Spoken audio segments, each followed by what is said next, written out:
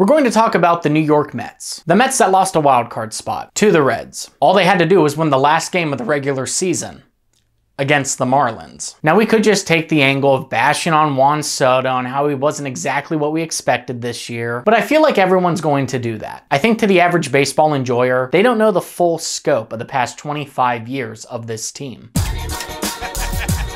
Let's start with the millionaire Steve Cohen. He was a minority owner for the Mets starting in 2012. He bought his way into controlling interest in 2020, which is the fancy way of saying the real owner. For the 2021 season, Cohen started slashing people from the club. The team ended the season with a historic collapse after being first place majority of the season. They ended 2021 at 77 and 85. In 2022, the Mets had the highest payroll of the entire season, ending with a record of 101 and 61. At the end of the season, they were tied for first with the Braves, but ended up being the wild card team. And between you and me, just as a side note, they had a 10.5 game lead on the Braves, and they blew that lead. They lost Game 3 of the wild card series to the Padres to end that season. Then in 2023, Cohen injected $330 million into the team, just to end the season at 75 and 87. Are you starting to see the pattern here? 2024, last year, the Mets clinch a wild card spot with a win in the one-time only doubleheader the day before the wild card started. It was the equivalent of game 163, which I would heavily debate should come back instead of these predetermined tiebreaker scenarios. The Mets rolled past Milwaukee, they rolled past Philadelphia. In the NLCS, the Dodgers ended a miraculous run for the Mets. But finally, there's some light at the end of the tunnel. Before Steve Cohen, the Mets payroll was 80 to 100 million. After Cohen showed up, the payroll entered the 200 million. And then the 300 millions. All of this to say, the Mets made one NLCS appearance in 5 seasons with a combined payroll of $1.2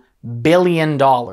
That's a lot. So the guy spends money, so that's not the issue. They have high caliber players, but are they making the right investments? Couldn't beat the Cincinnati Reds out. So the top 5 earners going into the 2026 season are... Hey, so before this section plays, this video was finished before the Brandon Nimmo trade this past Sunday, so before you pulverize me in the comments, yeah, I know. Okay, here we go. Juan Soto at $51.9 million, Francisco Lindor at $34.1 million, Brandon Nimmo at $20.5 million, Sean Manaea at $25 million, and Kodai Senga at $15 million. That will be $146.6 million just from contract commitments for your top players. Pete Alonso is going into free agency, but he was around $30 million this past season. He had in his contract what is called a player option. It allows him, the player, to decide if he wants the $24 million they'd offer for another season, or he can opt out of that and go to another team in free agency. It's like a seniority feature in your contract as you finish arbitration before heading to free agency. Edwin Diaz dropped out of his 5-year contract early to go into free agency. The Mets have offered more, but at the time of this recording, he has not accepted. He was making $17.5 million every year as a closer. All 7 of these players are big names. If you combined all 7 players, roughly $188 million out of $313 million for payroll. That's 60% of the payroll going to 7 of the 40-man roster this past season. That's 17% of the entire team. So the money was there, the players were there, but why would Pete Alonso, a Mets staple, and Edwin Diaz, one of the best closers in the league, want to leave? Was it because Juan Soto's making $765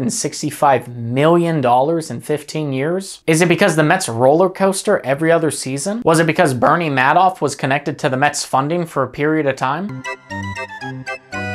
I love baseball for many reasons. One is that you see something new in the game every single day. But baseball is like a circus coming to your town every weekend. You'll see the sights, the sounds, the thrills of a homestand. And then the next day they're gone until the circus comes to town the next weekend. Now the Mets are a bit of a circus. Yes, other teams are circuses in their own right, but the Mets flirt with the postseason one year and then look like the White Sox the next. We will revisit Bernie, but 50 Cent is a very unique place to start. Or the LOL Met memes. Or maybe Grimace. Jose Iglesias played a whole game in June of 2024 and then performed his own post-game concert for his hit song, OMG. But that one's really cool. I didn't really have anywhere else to fit that one in the script, but I just wanted to work that in somehow. If you ever saw the OMG signs, now you know where they come from. This guy played 9 innings, won a baseball game, and then performed a post-game concert. Like, Why are we not talking about this anymore? But Bernie Madoff, let's talk about Bernie. He is the real curse of the Mets. I'm going to try and keep this as clean cut as possible and not make this confusing. Here we go.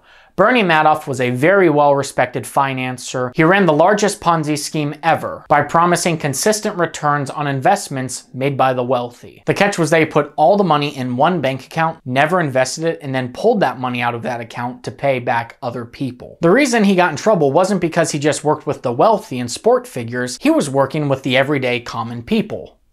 When the stock market crashed in 2008, everyone was pulling out their money, but you would get nothing. This cost people their life savings. Charities had to close because they had no more funding coming in. Bernie had lost over $50 billion. He pleaded guilty, was arrested, and passed away a few years ago. But you're probably wondering, what does that have to do with the Mets? Fred Wilpon was the owner of the Mets from 1987 to 2020. Fred had invested money with Bernie. When Bernie pleaded guilty, Fred had to borrow $65 million just to meet payroll. Have you heard of Bobby Bonilla Day? The one day out of the year where Bobby Bonilla makes $1 million off the Mets until 2035. It was Bernie's Ponzi scheme that forced the Mets to pay him that $1 million every year. The financial issues is what led to the Mets having low payroll before Steve Cohen showed up. Steve Cohen bought enough minority stakes until he gained full ownership of the team. And now we have come full circle. The Mets are a bit of a circus without the tent. This is the real Moneyball. Get millions out of debt just to pay Juan Soto too big of a contract just as you get your head above water. Team that is embarrassing themselves for years. The Metropolitans have had a very interesting past 25 years. Financially, not the best years of their lives. Buck Showalter even came in and tried to fix the Mets. And Buck Showalter can fix just about anything. I think spending way too much on too big of a contract for Juan Soto while still paying $1 million to Bobby Bonilla every year isn't exactly the best look. Pete Alonso and Edwin Diaz may not believe in the future based off what they've seen inside the four walls. Maybe call it karma that the Reds made the wild card and the Mets didn't. The Reds payroll this past season was $112 million. I know I've thrown a lot of numbers around in this video, but the Mets spent $229 million more to miss the playoffs this season. Are the Mets cursed? Yes. Is it a circus? Also yes. Should Jose Iglesias come back and fix all of the Mets' problems? Absolutely. New videos last Friday of the month. The Mets may be cursed, but you know who else is cursed? The Rockies. Well, happy Thanksgiving. Have a great Black Friday. Get yourself a TV or whatever people buy. We're all financially screwed. Talking about billionaires, but I can't even get a house.